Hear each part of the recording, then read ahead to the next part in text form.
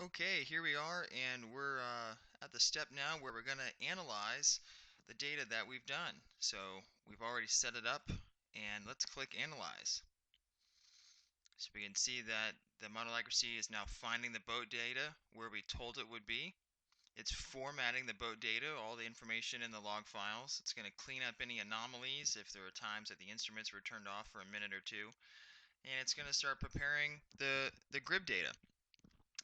And then it's going to package that grid data, compare it against the log files, and we're going to start to see our analysis, both graphical and statistical, of the weather files compared to what we actually experienced on the water. It's doing all the plots now. There they are. There are the graphs. And we'll get these all aimed up. And we'll start here first on the true wind speed. Okay, so the black line is what was captured on the boat's instruments. That's the true wind speed that we experienced.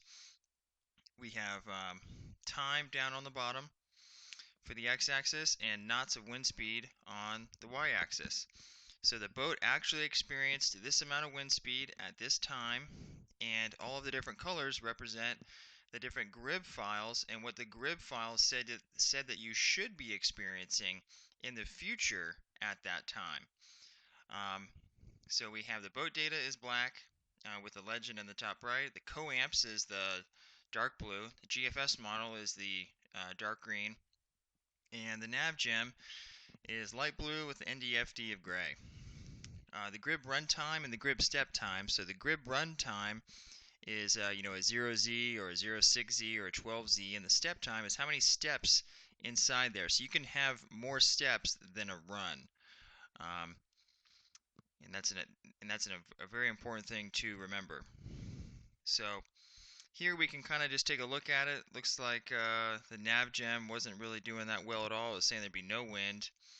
Kind of off the market there. GFS, the green for GFS. That's how we coded it.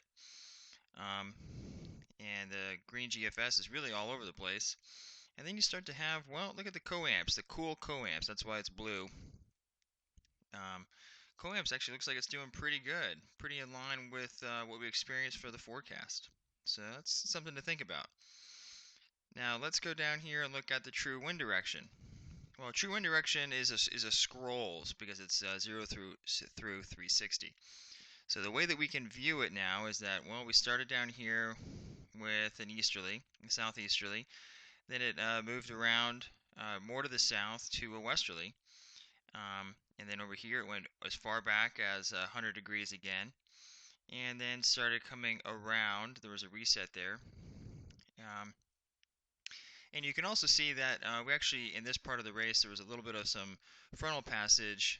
So the weather got a lot easier to predict in the last, say, 5 hours of the time that we're examining. And the first day or so was pretty tough weather prediction time. But again, we can see what's going on. Green GFS. GFS isn't doing that well. Look how far out it is. It's over 100 degrees out on that forecast in this area. You can also see that NDFD is doing okay, the gray, although it gets kind of off the pace in this area. And then we'll take a look at the thick blue line, the coamps. Coamps model's doing pretty good. Looks, everything's kind of sticking with the forecast there, right along the trends. As the line goes up, the line comes back down. It really kind of settles in. So looks like the coamps model's doing pretty good. We'll see what the statistical analysis says of that. So we'll zoom out of this. Here we have our plotted millibar data on what we captured on the boat. And so let's look at our model accuracy results. Now this is a really important page and we really want to digest this, okay? And there's a lot more manuals on the math that goes behind this on the website. You can really understand about how all of the how important the resolution is and how it tracks the RMS error. We won't get into it now. We'll just look at the output. So right now it tells us that it has a recommendation of coamps with a score of 3.04. That's really critical. The lower the score, the better it is because that's based off an error score. So the lower the error, the better the grid. It's saying that during this time of examination, if you could only choose one grid, the coamps is scoring the best on a statistical analysis. Now, we can never predict the future, but it's really helpful to know the immediate past to help make those decisions going forward. So knowing now that the coamps is a really good grid for our current weather and current weather trends, where we are in the world, that's a good piece of information to have. And we can look at for true wind speed in knots, it was correlation of 59% of the time, with an average error of only 0.7, and it was uh, it was 67% above 2 knots and 33% below 1.9 knots. Now the true wind direction in degrees, that's pretty important.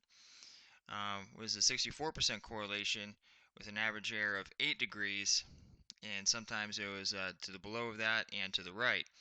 And that's an important thing, is just remember what the average error was. So the average error for the coamps was overreading 0.7, and it was forecasting 8 degrees to the right.